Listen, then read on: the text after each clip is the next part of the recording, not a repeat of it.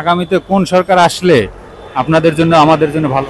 সেটা তো বলতে পারবো না ভাই। যে সরকার আসুক সবই তো একই, ভালো জনগণের ভালো আর কখনো হইব না। সরকার যতবারই আসুক আসলে সাধারণ মানুষের তেমন একটা পরিবর্তন হয় না। এখন ফিল্ডে তো আছে, এখন ধরতে গেলে বিএনপি, আমি লিখতো নাই। সামনে যে বিএনপি যদি ক্ষমতা আসে, যদি দেশ ভালো চলে, এটাও সংশয় আছে। মাথায় এক জিনিস, গোল্ডেন এ প্লাস পাওয়া এক জিনিস, আর হচ্ছে যে আপনার ভালো পড়ানো টিচার আর এক জিনিস। তো ওই টিচারটা লাগবে আমাদের, যে রেজাল্ট খারাপ হোক কিন্তু সে ভালো ভালো নেতৃত্ব দিতে পারে, ভালো চালাইতে পারে, এরকম দরকার। একটা ইসলামী আইন খুব দরকার আমাদের এই বাংলাদেশে, কারণ আমরা এটা হচ্ছে ইসলামী রাষ্ট্র। নির্বাচন, আগামী নির্বাচনে কোন দল আসলে আরো দেশটা ভালো চলবে আপনার পছন্দ মতো?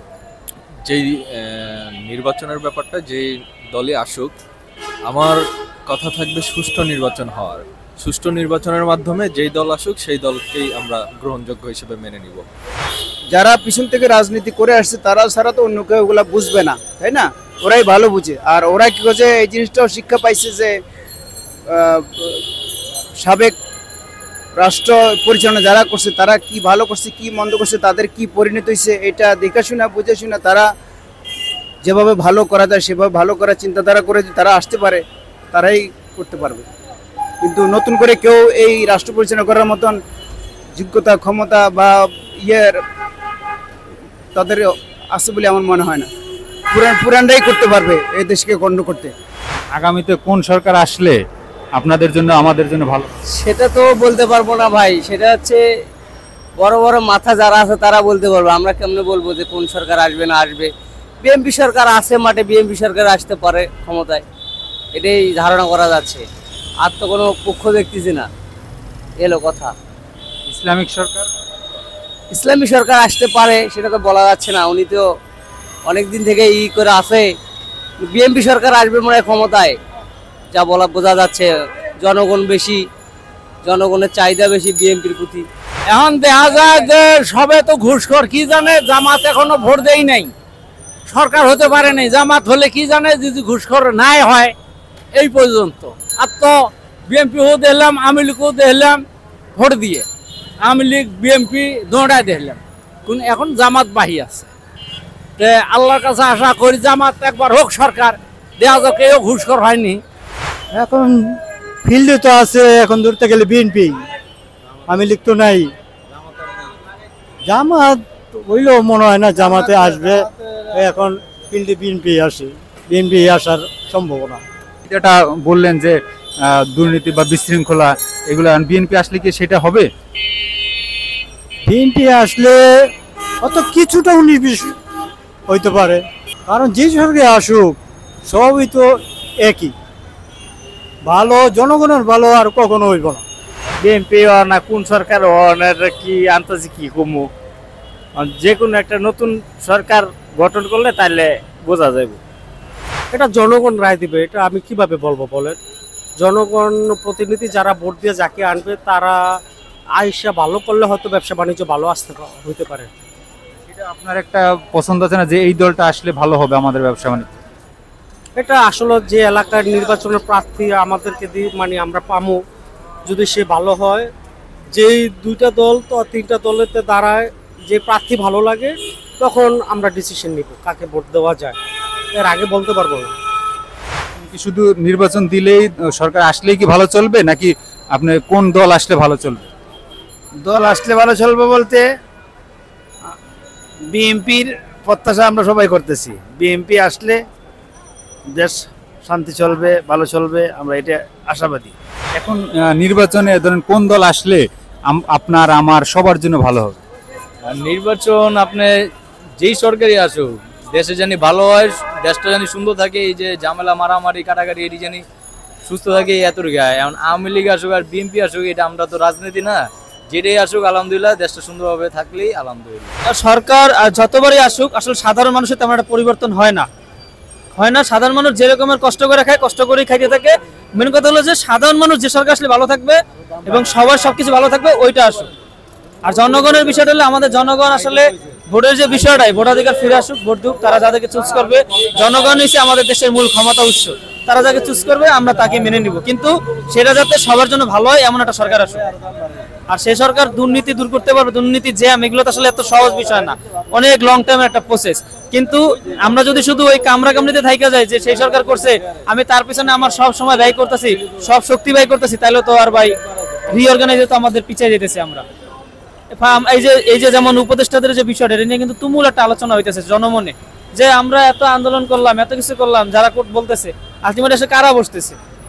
আপনি আমাকে প্রশ্ন করছেন আপনার ভিতরে এই জিনিসটা আসলে এর থেকেও তো ক্যাপেবল মানুষ আছে, অনেক ভালো ভালো রাজনীতি বিশ্লেষক মানুষ আছে, এদেরকে না বসাক যারা রাজনীতি বুঝে, দেশটার রাজনীতি বুঝে, অনেক পররাষ্ট্র নীতি আছে, অনেক কিছু আছে, এই নীতিগুলো বুঝতে হবে। নীতি না বুঝলে তো, আমি যদি পররাষ্ট্র নীতি না বুঝি আমি তো বাইরের দেশের সাথে আন্তর্জাতিকভাবে ইন্টারন্যাশনাল ভাবে আমার গ্লোবালাইজেশন আমি করতে পারবো না, ওইটা দরকার, অনেক কিছু দরকার। তারপরে ইন্টারনাল যে বিষয়গুলো আছে, যে সব দেশের সাথে সম্পর্ক বজায় রেখা আমার দেশ কিভাবে সেফ থাকে, ওইগুলোও করতে হবে। আর এইগুলোর জন্য তো আসলে যদি মাথায় এক জিনিস, গোল্ডেন প্লাস এক জিনিস, আর হচ্ছে যে আপনার ভালো পড়ানো টিচার আরেক জিনিস, তো ওই টিচারটা লাগবে আমাদের, যে রেজাল্ট খারাপ হোক কিন্তু সে ভালো নেতৃত্ব দিতে পারে, ভালো চালাইতে পারে, এরকম দরকার। যেহেতু আপনি যারা নির্বাচিত সরকার যারা আসবে, জনগণ যাকে ভোট দিবে সে আসবে। আর এখানে যারা মনে করেন আপনি দলীয় প্রত্যয় মনে করেন যারা আছে, যারা দল করে, বিভিন্ন দল আছে, দলগুলো আসলে সব কিছু মনে করেন যদি নির্বাচনের ভিতরে মানুষ ভোট দিতে পারে সুন্দরভাবে, নিরপেক্ষভাবে নির্বাচন দিতে হইব।